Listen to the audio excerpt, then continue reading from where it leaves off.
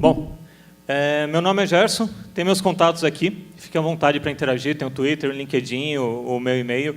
Trabalho com métricas, com marketing digital aí há 13 anos, passei pelo IG, pelo Estadão, usei muito o painel do IVC, que o João acabou de mostrar aqui para a gente, na época do Estadão, na época do IG também interagi muito com toda a parte jornalística, né, do IG.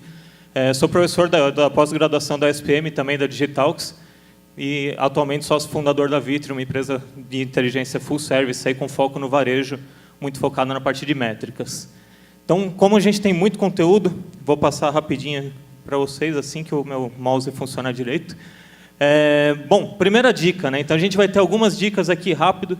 A gente precisa estar compatíveis. Nós vimos na palestra do Lully todo esse monte de inovação, né? Será que a gente consegue acompanhar isso? Será que a gente tem acompanhado essa inovação? A gente tem um problema sério de pessoas e de conseguir colocar em prática tudo que a gente vê, né?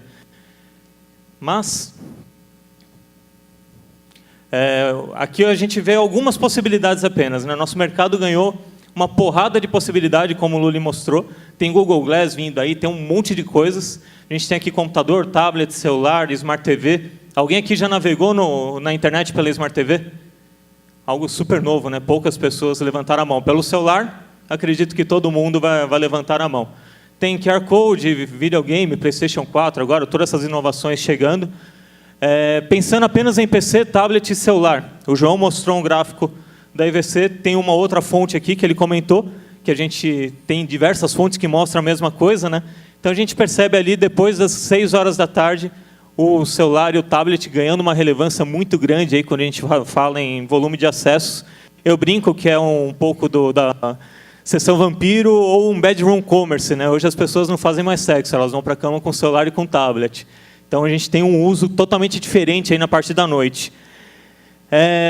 O Eric Schmidt ele comentou em 2011, Eric Schmidt do Google, que o celular, o mobile é o futuro e todo mundo vai ter que se adaptar para isso. E a gente vê uma criancinha ali com o celular velho na mão, né? Já está passado esse celular. Mas eu pergunto para vocês, será que é futuro ou realidade? Se a gente pensar hoje no Brasil, né, em 2013, a gente viu alguns números já do João, a gente tem aqui um acesso mobile praticamente ultrapassando já os acessos PC no mundo, isso em dezembro do ano passado. No Brasil, a gente acredita que isso vai demorar ainda a acontecer, a gente estima aí cerca de 2 anos para os acessos mobile ultrapassarem os acessos via PC.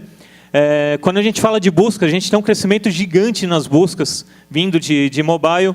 Quando a gente fala de venda, a gente também tem um crescimento gigante aqui nas vendas acontecendo através das plataformas mobile. A gente viu também no estudo do João, e tem diversos outros estudos, que mostram hoje um acesso em torno de 10% vindo de dispositivos móveis. Porém, a gente tem somente 2,5% de conversão. Então, olha o que a gente está perdendo de gente aí já nessa brincadeira, né? Por que isso acontece? Basicamente porque a grande maioria dos sites não estão compatíveis. Então, voltando àquela primeira pergunta, né, a gente precisa estar compatível. Quem aqui tem site mobile? Está um pouquinho escuro, mas eu acho que eu consigo ver alguns poucos levantando as mãos. Quem aqui tem site personalizado para o mobile, não responsível, com conteúdo personalizado? Que analisaram a métrica, viram o que as pessoas do celular buscam e montou um celular específico. Vi algumas 1% talvez levantando a mão, muito pouco.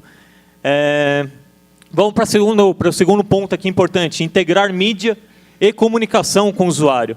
Então, puxando um pouquinho para o marketing aqui, a gente tem o nosso tradicional above the line e below the line, com todos os meios tradicionais, né? TV, jornal, media outdoor, revista, rádio, ponto de venda, cuponagem, etc. Pergunto para vocês, é possível consumir alguma dessas mídias sem usar o digital? Nós vimos já todo mundo falando aí da questão de integração, né? Todo mundo vendo TV e está lá tweetando, está no Facebook, através do celular. Muitas vezes eu amo futebol, vamos falar um pouquinho depois de futebol, mas muitas vezes o gol sai no Twitter, nas redes sociais, antes do que sai na minha TV, né? Porque todo mundo gritando lá, quase real time. Óbvio, quando não é do meu time, que eu não consigo ficar nas redes sociais. Mas, enfim, quando a gente fala de comportamento de compra, será que a gente também não precisa e não pode estar integrado? Então, eu trouxe um exemplo aqui da Piperlime, uma loja americana, que nasceu como e-commerce, vamos dizer, parecido com uma Netshoes, apesar que a Netshoes tinha loja física, né? Hoje que somente tem a loja virtual, mas ela nasceu somente com e-commerce e acabou de montar recentemente uma loja física no Soho, em Nova York, e essa loja ela respeita exatamente o site. todas as seções da loja, toda a disposição da loja é idêntica ao site. Então, isso passa para o usuário uma comunicação totalmente integrada. Ele entra na loja e ele tem o mesmo sentimento de que se ele estivesse navegando no site pelo virtual. Mais do que isso, esse cara ele pode comprar dentro da loja. Ele foi lá, experimentou a roupa, compra pelo celular, compra pelos diversos totens que tem disponíveis na loja, compra com o vendedor através de um tablet, não é aquela compra convencional que a gente está acostumado de ir no caixa, né? E ele pode escolher pegar o produto na hora ou mandar entregar na casa dele.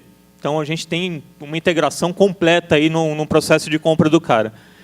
Aqui no Brasil, a gente tem um problema grande. Na própria Piperlime, se você entrar daqui do Brasil, a gente já vai ter toda a parte de international shipping. Ele já identifica que eu estou no Brasil, já coloca todos os preços em real e eu já consigo fazer essa entrega aqui para o Brasil.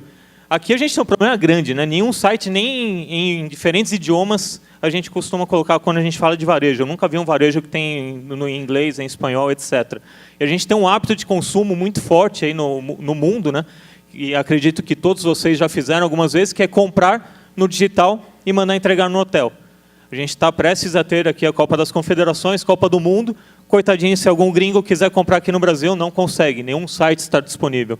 Nenhum site está compatível para essa compra internacional. Não estamos nem falando de entrega para fora do Brasil. A gente precisa primeiro resolver a nossa entrega aqui no Brasil, né?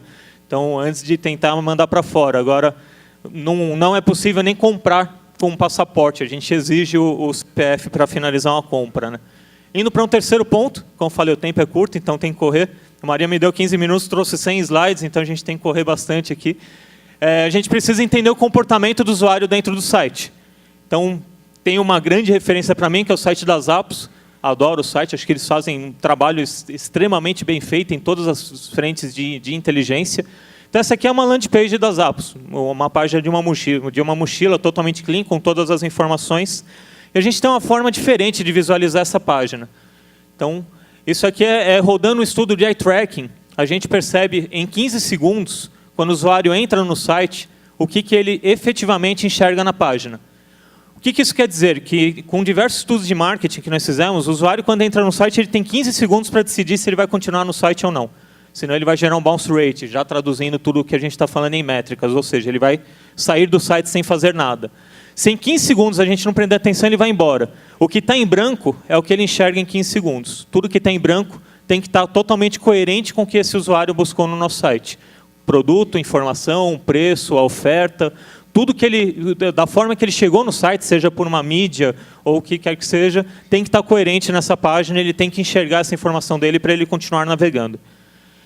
Além disso, a gente tem diversas outras possibilidades de análise, né? Pergunta aqui para vocês, será que as nossas páginas são vistas dessa forma? Não trago um exemplo do Brasil, porque fica uma tela toda preta com um botãozinho vermelho lá em cima, saia do site, né? Então é até difícil rodar um estudo desse aqui.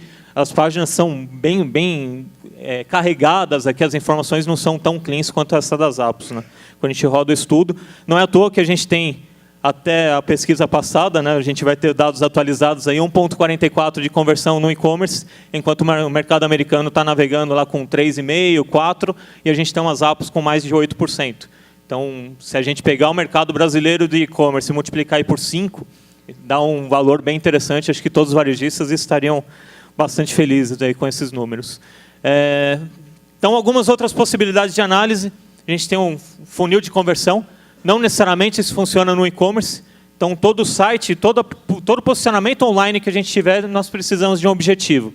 Tendo esse objetivo em mão, a gente vai ter o caminho que esse usuário tem que percorrer no nosso site para fazer o objetivo dele. Seja assistir um vídeo, seja se cadastrar numa promoção, ou finalizar uma compra no e-commerce. Entender todo esse caminho do usuário nos permite otimizar, entender onde a gente está perdendo esse usuário, onde ele sai do nosso site, e otimizando ponto a ponto, para a gente melhorar a nossa taxa de conversão ali no finalzinho do funil. Análises geográficas. A gente poderia ficar aqui o dia inteiro só falando desse slide, porque é impressionante. No Brasil, praticamente, a gente faz uma comunicação para o Brasil inteiro, muitas vezes vindo do eixo Rio-São Paulo, onde está a grande maioria das agências lá, e a gente esquece de todas as particularidades, peculiaridades, hábitos, climas, todas as diferenças regionais que nós temos no Brasil. Então, se a gente for individualizar essa comunicação, isso traz uma riqueza muito grande para a marca, muito grande para a comunicação do usuário, entender quem é o usuário de cada região do Brasil, o que esse usuário de cada região quer. Não é à toa que quando a gente começa a puxar um relatório de um e-commerce grande por cidade, a gente percebe diferentes taxas de conversão em cada cidade. No ano passado, eu estava palestrando pela própria Digitalx no Nordeste, em julho, um calor de 40 graus, e todos os e-commerce que você entra, lá no Nordeste, obviamente, oferecendo aquecedor. A última coisa que eu queria naquele momento era um aquecedor, mas é aquela comunicação vindo do eixo Sudeste, vamos dizer assim, né? A gente acaba esquecendo do resto do Brasil. Eu costumo falar sempre que é quase que a gente pegar uma Europa, que tem um tamanho de território muito parecido com o Brasil, e fazer uma comunicação em inglês e mandar para a Espanha, para Portugal, para a Itália, para a França e para a Inglaterra. As taxas de conversões serão totalmente diferentes, são hábitos e comunicações muito diferentes. Testes, não existe regra, não existe o certo no digital, então a gente tem que testar tudo. Não existe cor de botão ideal, não existe comunicação ideal, não existe texto ideal, não existe posicionamento ideal. A gente tem que testar, vamos testar diversas variações, roda um teste AB, um teste multivariável, vamos ver qual converte mais, qual que o usuário gosta mais, qual que ele se engaja mais em nosso site. Indo para a última dica aqui, incluir métricas no dia a dia, né? Tudo que nós vimos, basicamente, nesses slides foram métricas, foram números que nos mostram o que cada usuário que entrou no nosso site fez. O porquê que ele não converteu, o porquê que ele não fez uma venda, não se cadastrou, não cumpriu o nosso objetivo no site, porquê que ele gerou um bounce rate. Então, são inúmeras respostas que a gente vai ter analisando as métricas. Quem aqui torce para o Galo? Tem bastante gente, né? O futebol sempre mexe com a galera, é impressionante. Você está falando de número e ninguém se manifestou, né? O futebol... Bom, tem bastante gente aqui, acredito que ninguém morreu do coração, não teve nenhum problema no último jogo lá com o Tijuana, né? Mas, se a gente for falar de métrica, tudo que vocês fazem no dia a dia de vocês é digital, é mensurável. Será que estar cego a esses números, como a grande maioria das empresas estão, vai fazer vocês aguentarem o coraçãozinho igual aguentaram no jogo do Galo ou vão ter problema, né? Porque a gente tem uma pesquisa da IAB aqui, do ano retrasado, com as 150 maiores empresas do Brasil, que mostram que 66% das empresas, dessas 150 maiores, não colocaram métricas nos seus projetos. Isso é muito crítico. Só que mais crítico do que isso é que 54% das empresas que colocaram métricas não entendiam os números. Então, esse é crítico demais, porque o cara está tomando a decisão dele baseada em número, mas ele não entende porra nenhuma do que ele está analisando. Ele está tomando decisão com um número totalmente errado.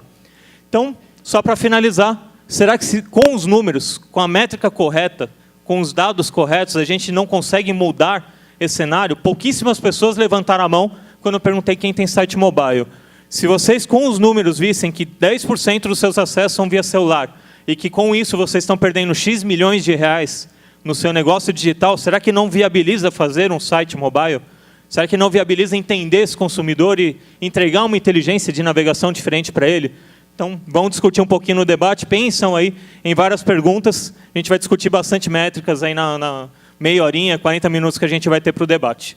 Então, passar aqui de volta para a Maria, vamos ter mais uma enxurrada de dados interessantes aí agora. Obrigado, pessoal, até daqui a pouco.